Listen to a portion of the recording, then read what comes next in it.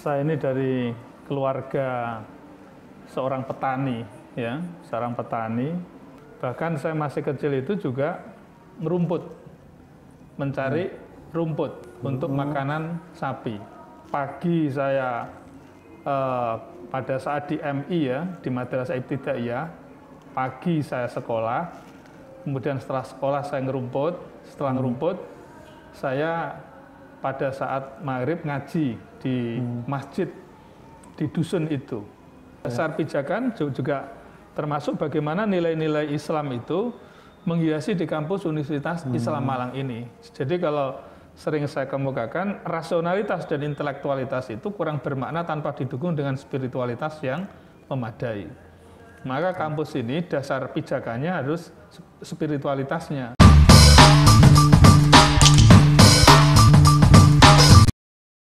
Assalamualaikum warahmatullahi wabarakatuh. Selamat datang di Tugu Inspirasi, membincang inspirasi dengan orang-orang hebat. Ya, saya sore hari ini sangat beruntung sekali bisa ngobrol dengan orang hebat di dunia pendidikan, Rektor Unisma Universitas Islam Malang, Pak Profesor Dr. Maskuri Bakri.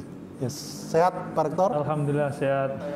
Siap. Gimana kabarnya Mas Tarik? Alhamdulillah sehat. Alhamdulillah. Ya, beliau ini menurut saya sosok rektor yang out of the box dan luar biasa. Kalau bersama beliau ini energi positif itu langsung masuk gitu ke pikiran gitu. Ya, Alhamdulillah. Ini dalam beberapa tahun terakhir di bawah kepemimpinan Pak Rektor, ini Unisma kan sangat berkembang pesat, baik dalam hal bangunan, dalam hal intelektualitas, dalam hal pemeringkatan oleh Kemendikbud. Terakhir informasi yang saya baca, kalau keliru direvisi Pak Rektor ya, Unisma meraih peringkat ke-44 dari 2.136 kampus di Indonesia yang dilakukan klasterisasi oleh Kemendikbud. Ya. Dan itu kampus di Malang Raya, Unisma nomor 1 di kampus swasta gitu Pak Rektor ya, kalau nggak salah. Okay. Betul. Nah ini ya, di Tugu Inspirasi ini yang ingin kita bahas bukan hanya hasilnya Pak Rektor, tapi prosesnya, proses yang membentuk Pak Rektor seperti sekarang ini kan tidak hanya sekarang kan, tapi mungkin bisa dari kecil bagaimana tempaan itu. Nah itu proses itu yang ingin kita ulas dan bisa menjadi pelajaran bagi generasi selanjutnya gitu. Baik. Ya.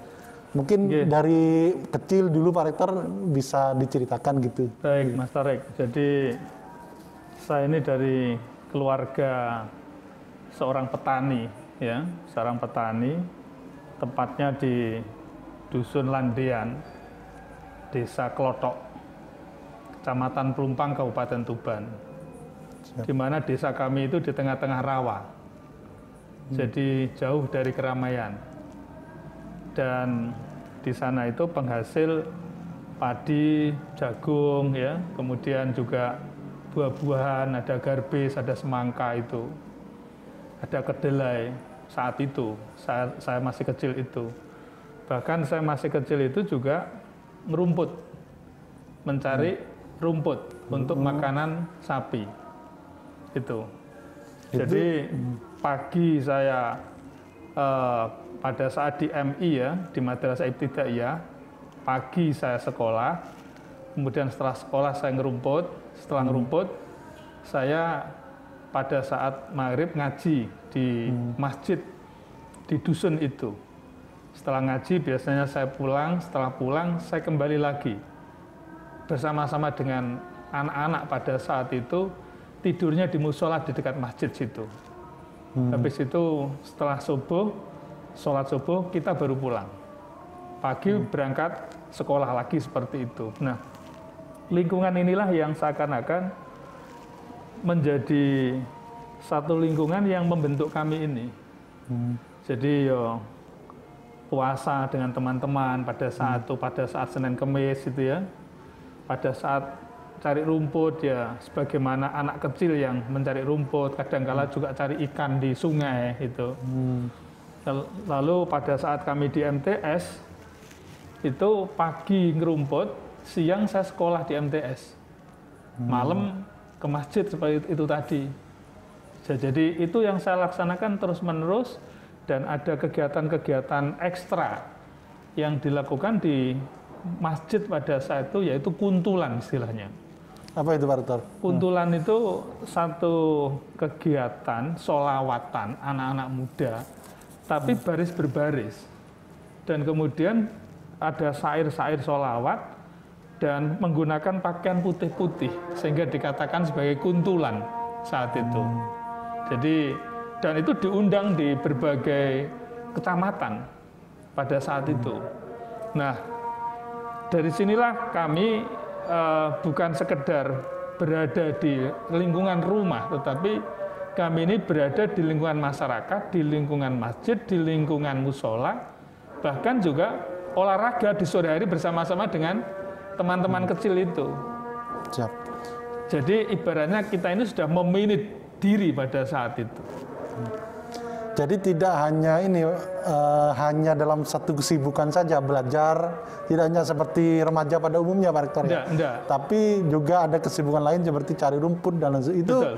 mempengaruhi nggak Pak Rektor pada ketika sudah dewasa Pak Rektor ini dalam hal kedisiplinan dan lain sebagainya, itu mempengaruhi nggak Ya, hal itu Pak Rektor? itu sangat mempengaruhi sekali dan membentuk saya menjadi orang yang sederhana sekali. Jadi tidak ingin kemudian glamor, itu enggak. Ya biasa-biasa aja lah ya. Kita itu enggak boleh kemudian elitis gitu, juga enggak boleh. Dan saya juga tidak biasa elitis. Saya suka yang lebih populis, bisa dekat dengan siapapun, tidak membeda-bedakan satu sama lain. Dan itu terjadi pada saat kami berada di kampung kami juga pada saat itu seperti itu, gitu. Siap. Itu Mas Tarik. Nah, terus setelah itu SMA-nya di mana Pak Rektor ya? Setelah itu saya ke Jombang di Pondok Pesantren Tebuireng. Kemudian juga di Pondok Pesantren Salafiyah Safiyah Seblak Jombang. Saya sekolah di Madrasah Aliyah pada saat itu. Lalu di sini pun kami juga bisa meminit diri, mulai dari masak sendiri itu ya. Kemudian pagi-pagi mau sarapan masak dulu setelah ngaji. Kemudian kita sekolah, setelah itu masak lagi, terus ngaji lagi, kemudian ada khitobah itu ya. Dan itulah yang membentuk kita kedisiplinan. Jadi kita bisa memanage waktu, bisa mengorganisir waktu, bisa mengorganisir kegiatan-kegiatan yang memang seharusnya kita lakukan. Siap. Itu. Dan kedisiplinan itu kayaknya menular sampai sekarang ya, kayaknya menular sampai sekarang. Pak Rektor dari pagi udah di kampus, biasanya jam berapa di kampus itu Pak Rektor? Biasanya saya berangkat dari rumah jam 7 ya, sampai sini jam setengah 8. Itu sudah siang lah itu. Biasanya kadang jam 7 kurang juga sudah berangkat. Setelah itu kita baca Al-Quran di sini. Setelah baca Al-Quran baru keliling kampus. Biasanya begitu. Keliling kampus terus pulang jam berapa Pak Rektor biasanya? Pulang Rata-rata? biasanya menjelang maghrib. Menjelang maghrib, jadi kadang-kala kawan-kawan sudah pada pulang, kita masih di sini. Masih ada beberapa pemikiran-pemikiran yang memang kita rumuskan untuk pekerjaan besoknya atau mendistribusikan pekerjaan kepada seluruh elemen yang ada di Unisma ini. Siap. Nah ini Pak Rektor kan ini didikan madrasah Pak Rektor ya? Betul, didikan madrasah. Dan saya punya kesan Mas, pada saat saya dari pesantren itu kan ada salah satu media yang disebut dengan, bukan sekedar kita mengkaji kitab-kitab kuning, tapi ada media khitobah, belajar berbicara di hadapan umum, belajar ceramah di hadapan umum. Sehingga itu pun juga sangat membentuk mentalitas kami. Dan kemudian pada saat kami setelah dari pondok pesantren, kira-kira tahun 1987 kami lulus, kami tidak serta-merta juga daftar ke perguruan tinggi negeri, enggak. Kami langsung ke Unisma pada saat itu. Oh, kenapa milih Unisma Pak Rektor? Sebelum saya mengapa pilih di Unisma, tetapi saya pada saat setelah dari pondok pesantren ya, kan saya pulang, ada masa transisi dari lulus itu kemudian ke kuliah. Saya masih mendirikan majelis di rumah Mas, dan pada saat itu belum ada, yaitu ada majelis tahlil. Jadi belum ada majelis tahlil di kampung saya pada saat itu. Walaupun sekarang kan sudah menjamur ya. Tapi saat itu ada tantangan, ada tokoh masyarakat yang setuju, ada tokoh masyarakat yang tidak setuju. Tapi kami tetap berjalan saja. Alhamdulillah, setelah kami rintis dan berjalan beberapa minggu, kami tinggal ke Malang. Alhamdulillah sampai sekarang itu menjadi monumen yang sangat berharga buat kami untuk meninggalkan kebaikan di masyarakat pada saat itu. Dan kemudian kenapa saya memilih Unisma? Karena saya ketemu dengan Almarhum Yatul Hasan ketika beliau berceramah di Jombang pada saat itu. Oh, ketika sampai SMA, ketika Pak Rektor SMA ketika saya berada di Aliyah, Yatul itu berceramah di Aliyah saya situ. Dari situlah kemudian saya tertarik untuk masuk ke sini. Dan pas sampai di sini, pas daftar itu ketemu Yatul juga. Ketemu Yatul di depan gedung, di sana masih sangat sederhana sekali ya. Yang sekarang gedung pasca, dulu hanya lantai 2 itu, sekarang sudah jadi lantai 7. Di situ saya ketemu beliau dan saya sampaikan bahwa Yai, saya dari Madrasah Aliyah Seblak Jombang, yang kemarin Yai pas datang di tempat kami, ini kami mau daftar, diantarkan oleh beliau untuk mendaftar S1 pada saat itu. Jadi hubungan Pak Rektor dengan Khairullah itu sangat panjang ya, dari mahasiswa sampai dosen, dari ketemu pada saat di Aliyah itu, beliau sebagai narasumber itu.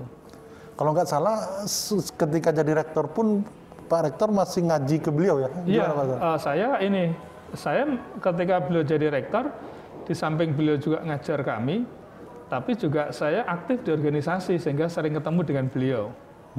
Begitu. Dan kemudian pada saat setelah saya jadi dosen, beliau membalah kitab Ihya Ulumuddin, saya juga ikut di situ.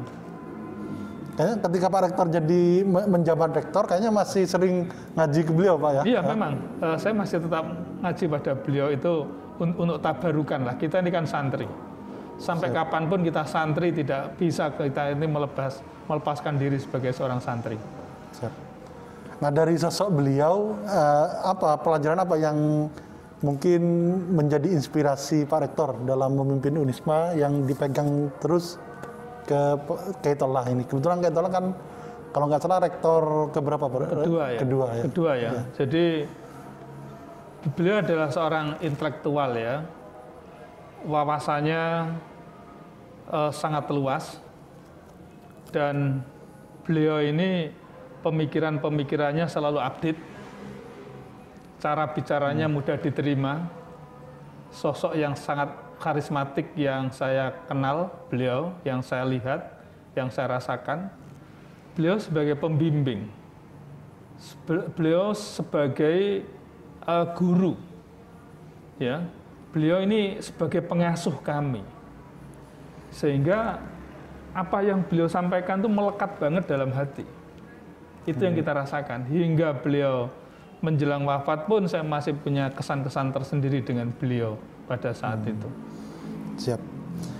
Nah, ini Pak Rektor kan terus dari dosen dan menjadi ini ya, kalau nggak salah guru besar termuda di Unisma. Betul. Nah, ini kenapa Pak Rektor kok ini ya, kalau saya baru habis baca buku itu, Pak Rektor ini menurut saya ini salah satu yang mempunyai growth mindset tumbuh. Jadi nggak mudah puas lah, kira-kira gitu. Nah, betul. Kenapa Pak Rektor ya?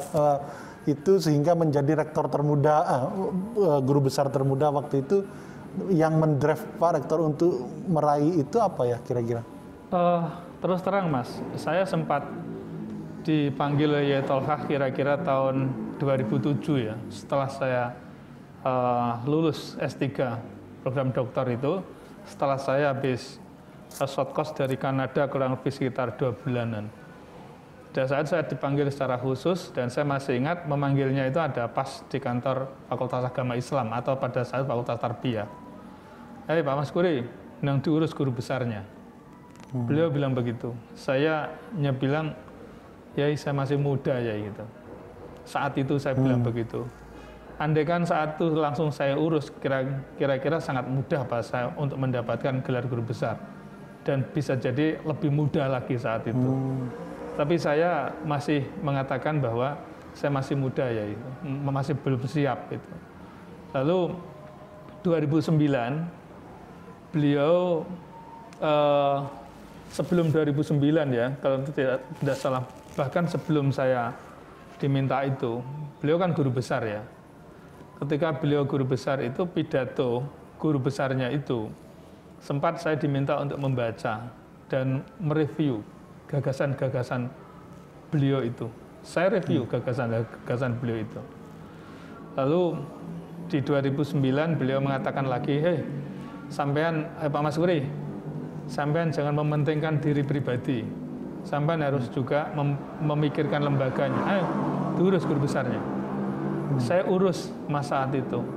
Tapi kebijakan pemerintah sudah begitu berubah, sudah di-up-kan.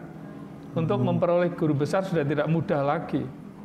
Karena harus punya jurnal internasional, bukunya juga harus disitasi oleh dosen-dosen dari perguruan tinggi lain, dan itu tidak mudah saat itu. Sehingga setelah itu kami butuh waktu 4 tahun, Mas. 4-5 tahun kalau tidak salah itu usulan guru besar kami itu. Karena apa? Untuk memenuhi persyaratan-persyaratan yang begitu tinggi sekali persyaratannya pada saat itu. Nah, kita kan tidak mungkin kemudian woro-woro dosen yang ada di perguruan tinggi lain, tolong buku saya sitasi, itu kan tidak nyaman kata-kata itu ya. Sehingga dibutuhkan hampir kurang lebih sekitar 25 yang mensitasi buku saya dari dosen-dosen itu. Dan itu butuh waktu yang cukup panjang, apalagi harus ada jurnal yang terakreditasi internasional atau proceeding internasional, kemudian ada jurnal nasional yang terakreditasi dan lain sebagainya. Pada saat itu bahkan kita punya jurnal yang LIPI saja tidak diakui, harus dari Kemendikbud pada saat itu. Jadi begitu sulit, Mas, pada saat itu untuk memperoleh guru besar, dan sampai sekarang insya Allah juga sangat sulit gitu. Siap. Nah, ini Pak Rektor dalam memajukan Unisma ini nilai-nilai yang dipegang apa Pak Rektor sehingga kemajuannya itu begitu terlihat gitu. Jadi gini, Mas, saya itu orangnya ini tidak bisa berhenti ya. Habis mikir A, mesti akan mikir B, mikir C, mikir D. Tapi tidak kemudian kok harus dilaksanakan satu persatu, enggak. Jadi kalau ada 10 pemikiran, bagaimana 10 pemikiran ini bisa bergerak semua. Bergerak secara simultan, dan bagaimana saya harus mendistribusikan ke wakil rektor atau ke dekan dan sebagainya, atau ketua lembaga dan sebagainya. Dan itu harus saya kawal dengan ketat. Maka dari sekecil apapun bagi saya adalah nilai, sesuatu yang berharga. Begitu. Maka tidak boleh kemudian setelah kita itu menginstruksikan kemudian kita lepas Mas. Lepas betul tidak akan bisa terwujud itu. Karena tidak terkawal dengan bagus. Maka seringkali satu hari kami bisa rapat 5-7 kali dalam satu hari. Untuk mengawal hal-hal yang mengawal program-program yang memang itu menjadi concern kami itu. Siap. Dan sekaligus juga membangun jejaring dengan pihak luar. Dan ini harus kita laksanakan pula secara simultan gitu. Jadi tugas pimpinan ini kan bukan untuk melaksanakan sendiri, Mas, tapi untuk mendistribusikan tugas. Tetapi bagaimana tugas itu bisa terlaksana dengan baik harus dilakukan dengan model koordinasi, menggerakkan dan mengharmonisasikan.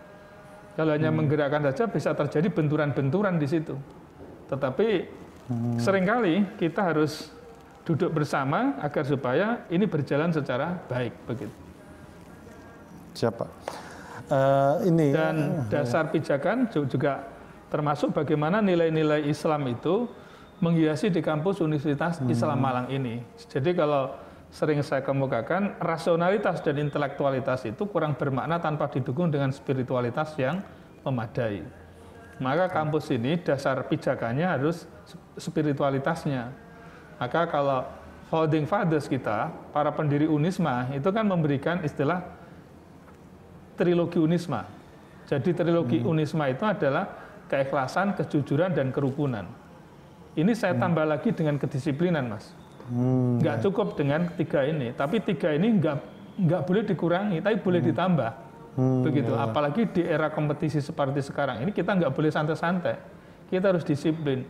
Disiplin bukan hanya disiplin waktu, tapi juga disiplin untuk mengembangkan inspirasi, disiplin untuk mengembangkan imajinasi, disiplin untuk mengembangkan kreativitas, disiplin untuk mengembangkan inovasi, dan disiplin untuk mengembangkan produktivitas. Itu.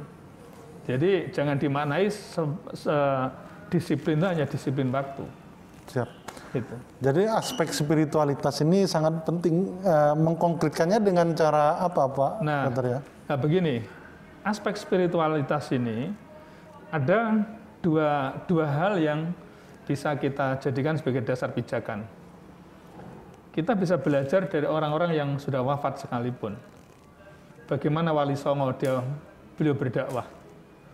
Bagaimana para pendiri Unisma seperti Hadratus Syekh, Kiai Haji Maskur, Kiai Haji Usman Mansur, Kiai Haji Muhammad Tolka Hasan, dan para tokoh-tokoh yang lain.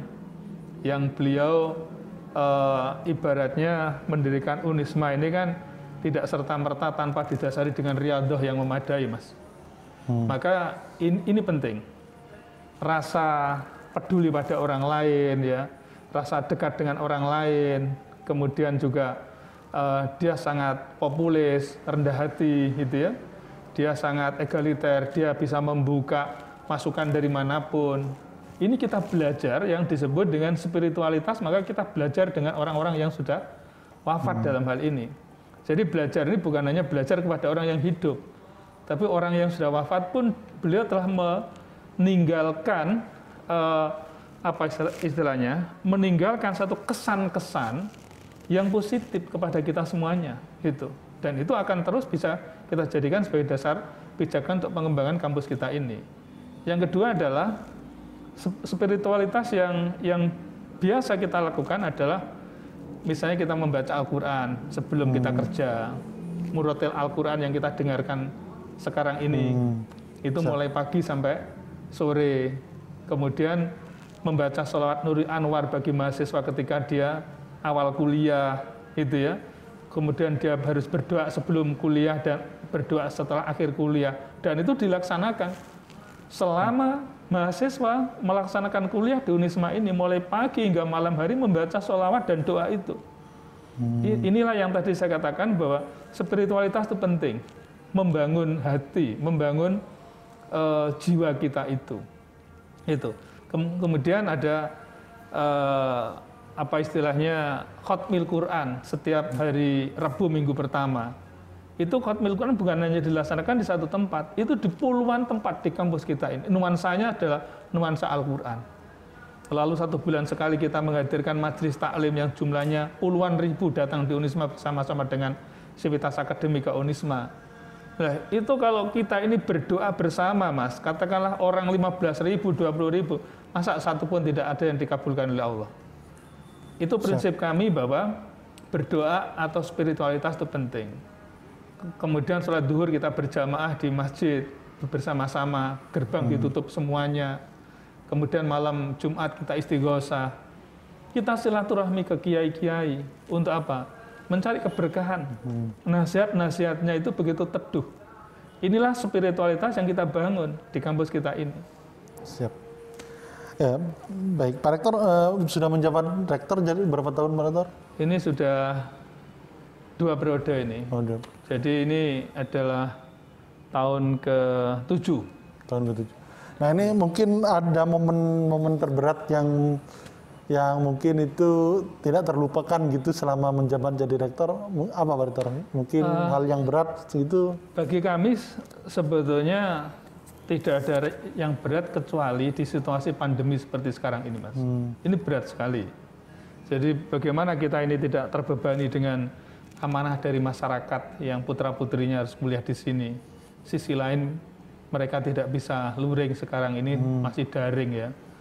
Kemudian mereka sudah begitu istilahnya sudah begitu lama di rumah, jenuh istilahnya gitu ya.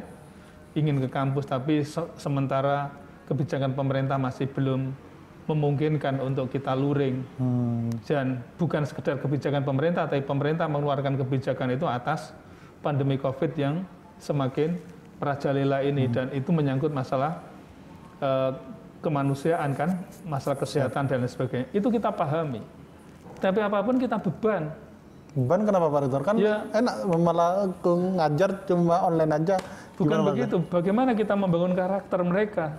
Bagaimana kita ini mengoptimalisasi pembelajaran, karena pembelajaran saat ini kan juga harus perlu magang di dunia usaha, dunia industri, dunia pendidikan, proyek independen. Kita harus ke luar negeri untuk membangun kerjasama, kita membangun kerjasama dengan pihak lain. Lalu juga harusnya kita bisa lebih cepat, tapi di era pandemi seperti sekarang ini, berbagai macam keterbatasan itu kita rasakan, kan gitu Mas. Ini yang sehingga kurang optimal Mas. Tetapi kita tidak menyalahkan siapa-siapa. Ini adalah merupakan ujian dari Allah Subhanahu Wa Taala yang kita perlu muhasabah untuk memperbaiki diri. Tapi apapun bahwa wabah COVID ini memiliki hikmah yang sangat besar agar supaya kita ini adaptif terhadap perubahan-perubahan yang ada di situ.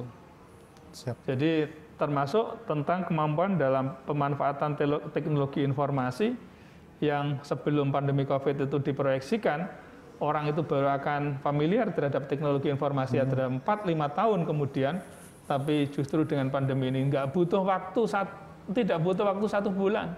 1-2 minggu udah terselesaikan. Karena hampir semuanya dia belajar terhadap teknologi informasi itu, Mas.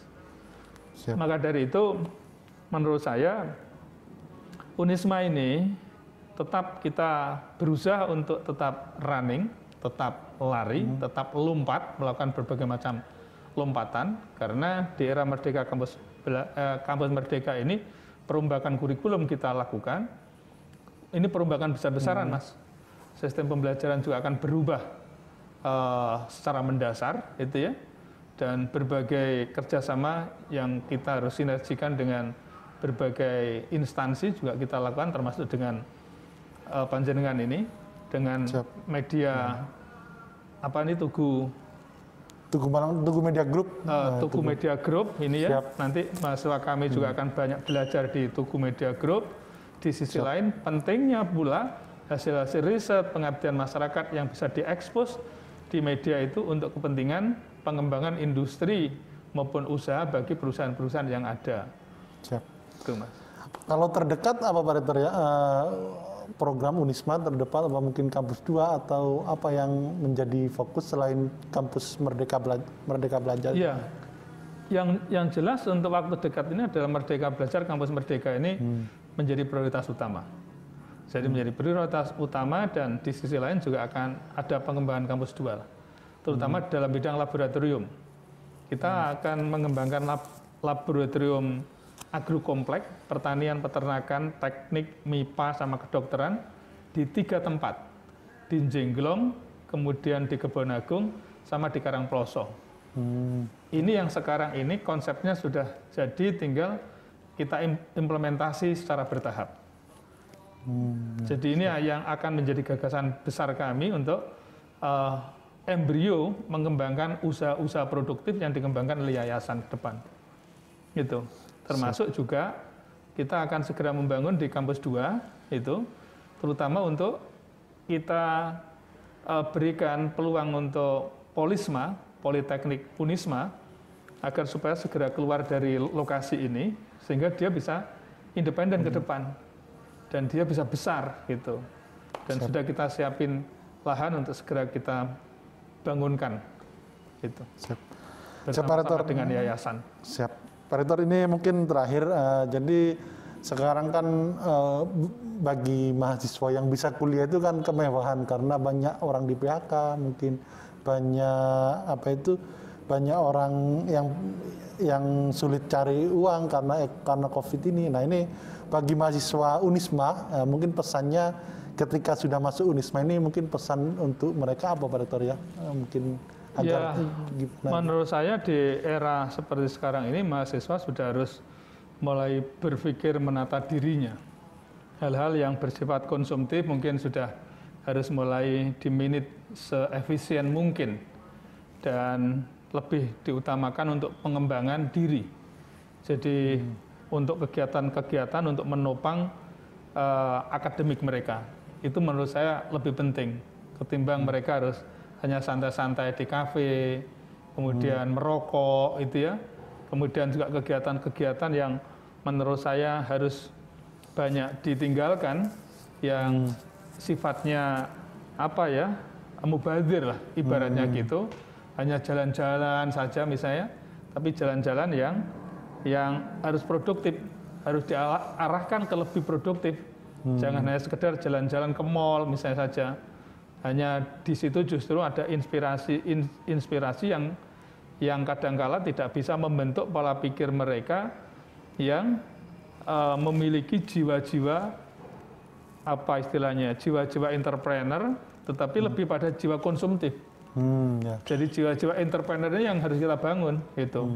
Maka harus lebih dekat dengan dunia industri, dunia usaha, teman-teman yang sukses.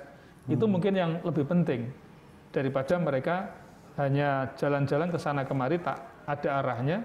Lebih baik membangun proyek-proyek kemanusiaan, membangun literasi di desa-desa, di kampung-kampung, sehingga disitulah dia belajar bisa lebih dewasa.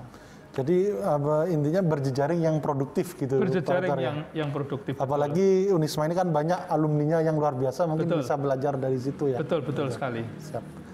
Siap, terima kasih Pak Rektor. Perbincangannya ini cukup lengkap sekali, mulai dari perjalanan hidup sampai nilai-nilai dalam membangun Unisma. Semoga video ini bisa bermanfaat bagi teman-teman semua, bagi dunia akademisi, praktisi, dan lain sebagainya. Yaitu mungkin dari saya, kurang lebihnya mohon maaf. Assalamualaikum warahmatullahi wabarakatuh. Waalaikumsalam warahmatullahi wabarakatuh.